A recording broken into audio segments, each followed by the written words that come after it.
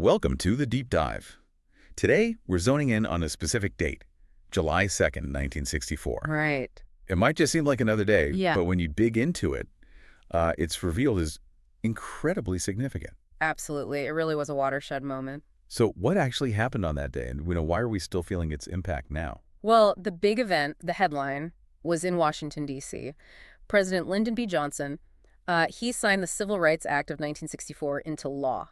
Okay. And this wasn't just, some minor legislation. It's genuinely considered one of the most important legislative acts in all of American history. Wow, so it fundamentally changed things. Fundamentally, it redefined the federal government's role in protecting individual rights, gave it real power to enforce equality across state lines. I mean, that was a huge shift. So this deep dive is really about unpacking that struggle. Right. How it happened and why it still matters so much. Exactly. Understanding the fight behind it and its legacy. Okay, so let's get into the specifics. What did the act actually do? What were the key changes? Well, the impact was pretty immediate and sweeping. Right. The core thing. It outlawed discrimination based on race, color, religion, sex, or national origin. Which sounds basic now, maybe, but was revolutionary then. Totally revolutionary. It meant the end of legal segregation in public places. Restaurants, hotels, theaters, parks, even schools. And it wasn't just about public spaces, was it? What about jobs? No, you're right. It also hit employment discrimination hard.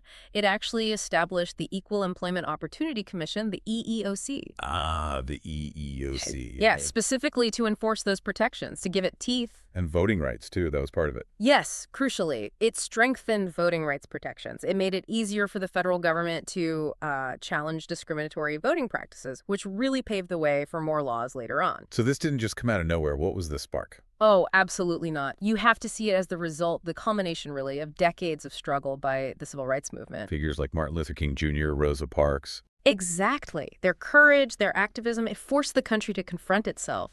But even so, the opposition was intense, really fierce. Especially from Southern lawmakers, I imagine. Oh, massively. They fought it tooth and nail. I mean, think about this. To even get the bill to a vote in the Senate, they had to overcome a filibuster. The tactic where they just talk and talk to block a vote. Right. And this wasn't just any filibuster. It was the longest one in Senate history up to that point. It lasted 60 days. 60 days. Wow. That really shows how entrenched segregation was. It does. It speaks volumes about the political will needed to pass it. And LBJ, President Johnson, he knew how significant this was. There's that powerful quote from the signing ceremony. Yes, it really captures the moment. He said, "We believe that all men are created equal, yet many are denied equal treatment. We believe that all men have certain inalienable rights, yet many Americans do not enjoy those rights." It's quite direct, isn't it? Acknowledging that gap between the American ideal and the reality. Exactly.